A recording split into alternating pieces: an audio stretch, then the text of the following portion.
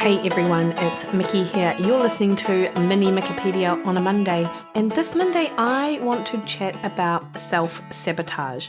It is something that comes up a lot in clients and in people I talk to who see success and then for whatever reason with their fat loss, they are unable to sustain it. But more than that, they actively work against their values and what they really want, and they sabotage their own behavior and do things that cause them to either regain the weight, plateau, or just make themselves feel pretty terrible. And of course, this isn't just in the weight loss arena, but that is what I'm sort of describing and chatting about today. And there are some deep psychological underpinnings to self-sabotage behavior. I chat about this in an upcoming episode with Dr. Jade Teeter, and I'm also going to be chatting about this with my friend Karen, Dr. Karen Fasander, who's a clinical psychologist, and in another upcoming episode.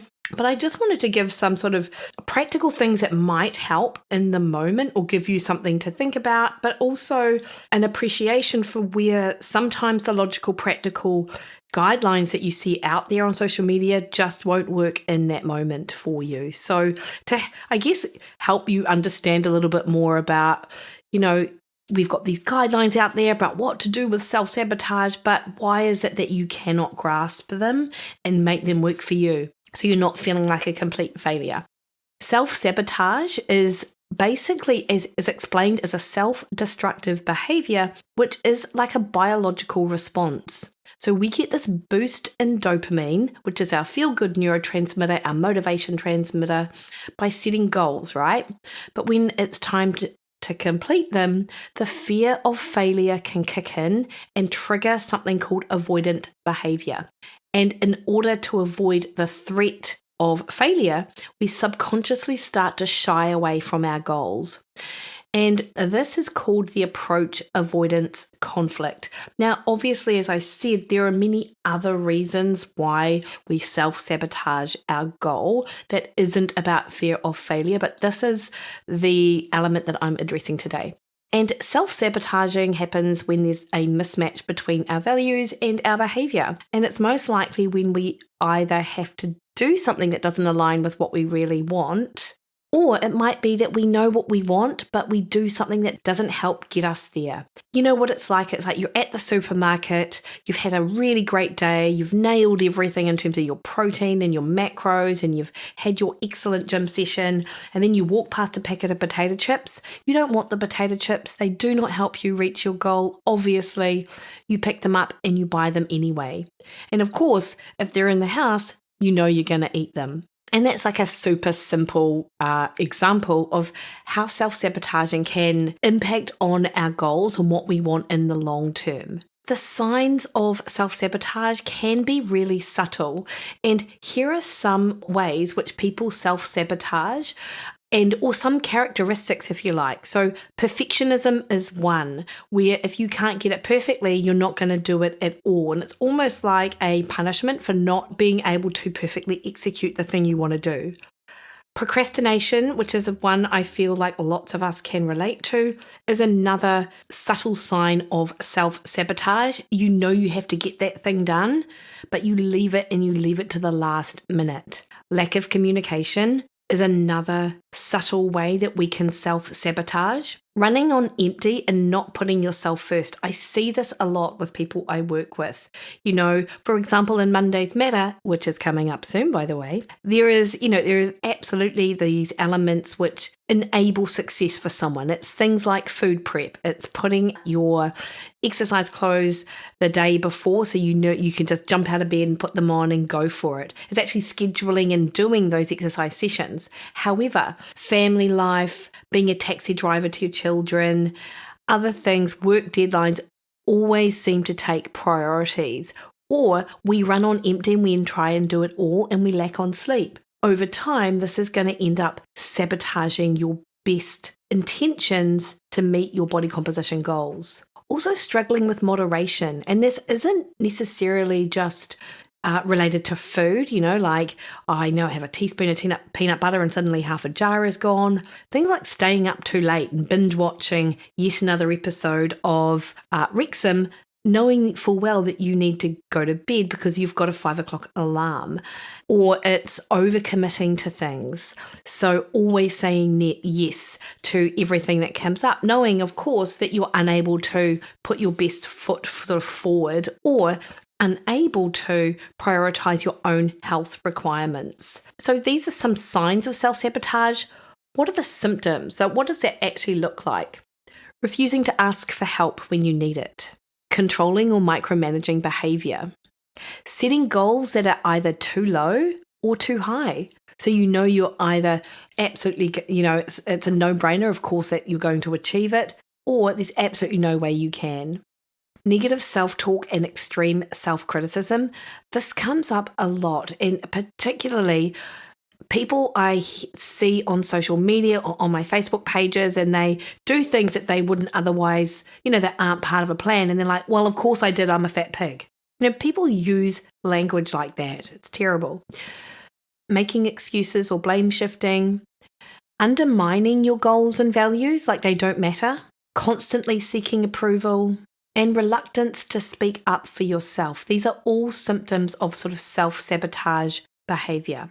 Now, when I was sort of looking into the subject for a nutrition coaching pod of mine, I came across some really great techniques as to how to move beyond the self-sabotage behavior and not rise above it, but, put into place some sort of practical strategies. And I just want to chat about these now and then talk about when they're not going to work. The first thing to do is to develop self-awareness around it. And you can do this by starting your inquiry with the sentence, I want to achieve X, but I keep doing Y. So I want to achieve my 5 kg weight loss goal, but I keep diving into a packet of potato chips.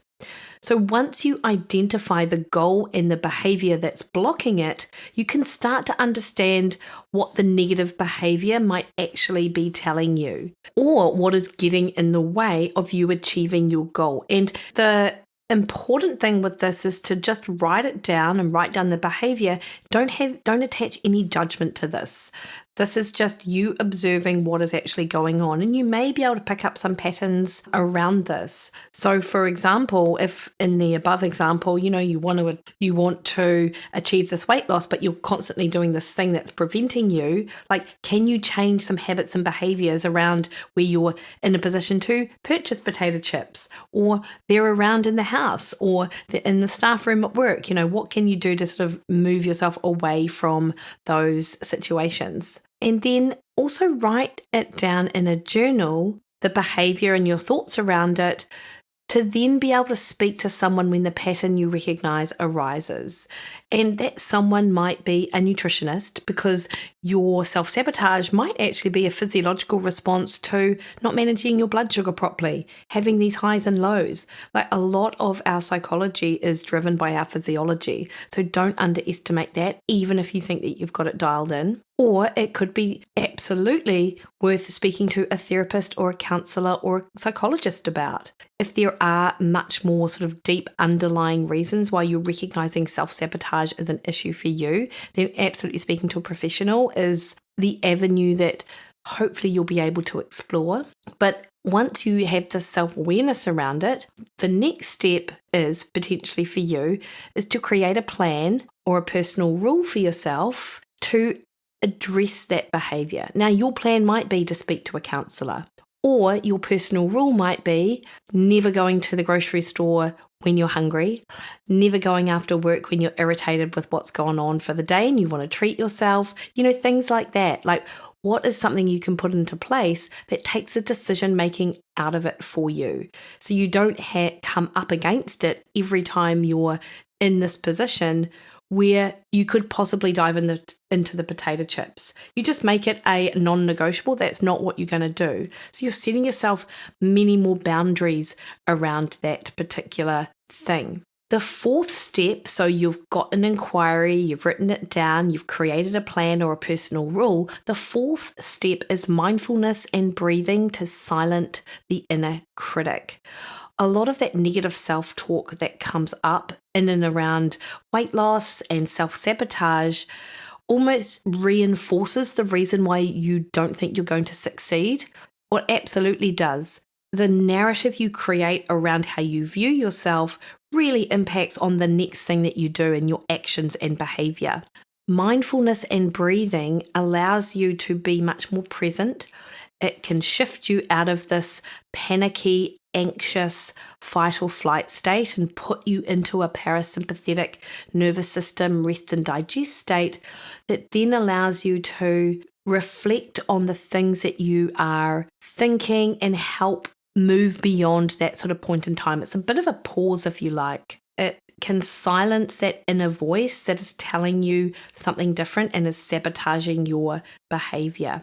Breathing is such a well-known technique with this, and even doing something like box breathing, which is breathing in through your nose for a count of 4, holding it for 4, breathing out through your mouth for 4, and then holding it for 4, something like that. Or breathing in for 4 counts through your nose. And if you place your hand on your stomach and you can, whenever you breathe, and you can feel your stomach expand when you breathe in, it's telling you you're breathing right through your diaphragm. Then breathing out for 8, which is a longer period of time. Something like that can really engage your parasympathetic nervous system. So it moves you out of that fight or flight, that anxious state, and then you're able to make a better decision. And then the last thing is communicate. So it does mean sort of owning up about your own insecurities, which is why people can find that really hard. Like chat to a good friend. This again could be seeking out the help of a health professional to help you through it, your partner, or someone where you just can then voice what's going on and get help if you need it, or even just feel like you're not alone in this sort of self-sabotage circle. So again, those 5 sort of steps that you can take would be to start your inquiry with the sentence, I want to achieve X, but I keep doing Y. So you can identify the goal and the behavior that's blocking it. Step 2 is to write it down, to then be able to speak to someone when you notice that pattern arising, be it a health professional or someone close to you. Number 3 is to create a plan or a personal rule for yourself. So you take that decision making out of it when you're in the moment and you're faced with this self-sabotaging behavior. Number 4 is using that mindfulness and breathing to silence your inner critic. And number 5 is communicating when it occurs so you don't feel like you're alone. But of course, this does mean owning up to your insecurities. And all of these steps are all very well and good if you're able to use your logical mind. And this is where I feel the real problem lies with all of the advice that you get online about how to deal with self-sabotaging behavior. If you can access your logical mind in the moment, then you can put into place these strategies. But it's not our logical mind that is controlling this self-sabotaging technique or behavior. It is like part of our limbic brain. It's part of our old brain, or our inner child is another way to describe it, where there is no logic. It is just how you feel. And that is absolutely overriding any sort of intellectual or logical thought. And if we could just rely on logical thought, we wouldn't even need to be having these conversations, would we?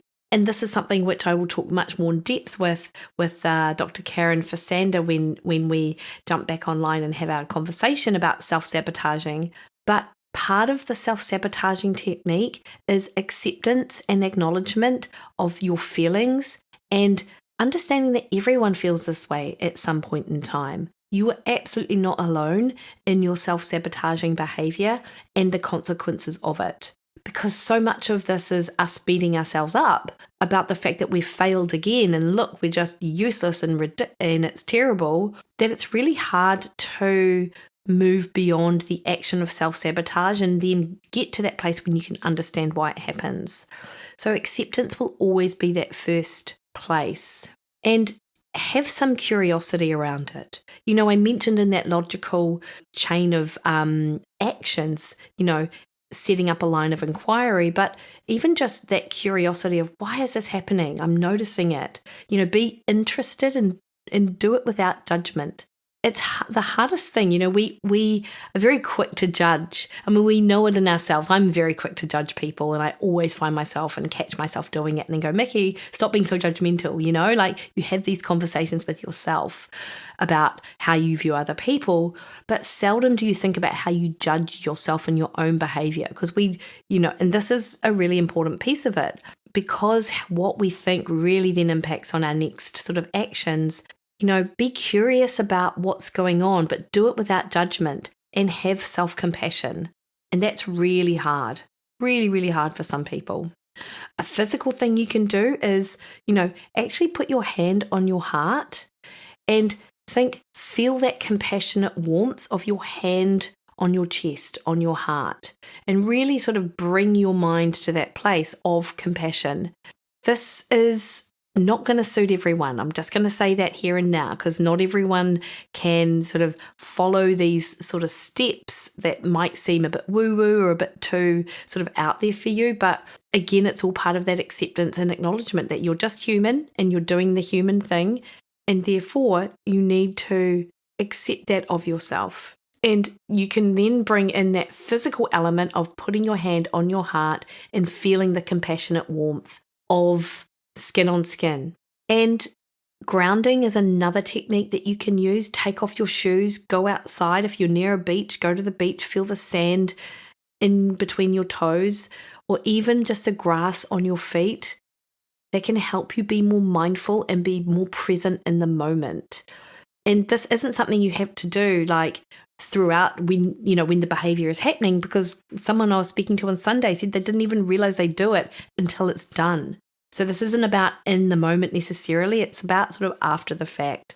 So grounding, acceptance, self-compassion, but also changing your physical state. And I think this is something which is known as a DBT behavior. And this is definitely something I'll be chatting to Karen about more, because we chatted about it whilst I was telling her I was doing this segment and having a conversation with my nutrition pod. And DBT stands for dialectical behavior therapy. And it's a type of cognitive behavioral therapy that combines strategies like mindfulness, like acceptance, but a change in physical state as well. And even putting like ice cubes on your neck, behind your ears, on your chest, causes this like change in your physical state and can sort of break you out of a self-sabotage moment or end of it, or just get you changing that physical state. And it can change your nervous system response as well, which is why it's something that is used. So you've got acceptance, you've got self-compassion, you've got that feeling of compassionate warmth when you've got your hand on your heart, you've got grounding, and you've got a changing in your physical state. Of course, a cold water therapy shower would be amazing, but we don't all have access or really feel like jumping into a cold shower, so an ice cube would do the trick. You can move beyond these self-sabotage behaviors. Don't feel like you're a failure if you can't put into practice the really practical intellectual stuff that you see written in books, written online, that should theoretically help you move beyond the self-sabotage stuff. Like, it can take a little bit more than that. Our limbic brain is super powerful. That inner child, super powerful.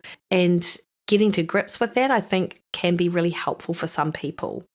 There is a book that is recommended actually for self-sabotage behavior. It's called DBT Solution for Emotional Eating, a proven program to break the cycle of binging and out of control eating. And I will just say it's recommended by Karen. We will undoubtedly talk about it in more detail when I chat to her, but it's a really great workbook.